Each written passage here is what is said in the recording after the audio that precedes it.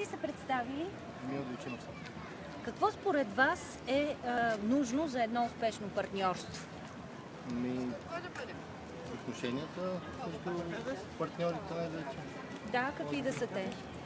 Добри? Да, и коректни, може би. Според вас имат ли младите хора възможност за успешна реализация в България? Да, напълно. Защо? Защото аз лично съм се реализирал успешно. Да, разкажете за вашия опит. Как сте го постигнали? Чрез обучението, може би, след това добра работа. А как си намерихте? Лесно ли си намерихте добра работа? Да, благодаря на университета. Благодарение на доброто образование. Какво бихте казали на вашите колеги, на останалите младежи? Как бихте ги мотивирали? Да се борят, да се намерят работа и те да не се отказват. Това е възможно. Да.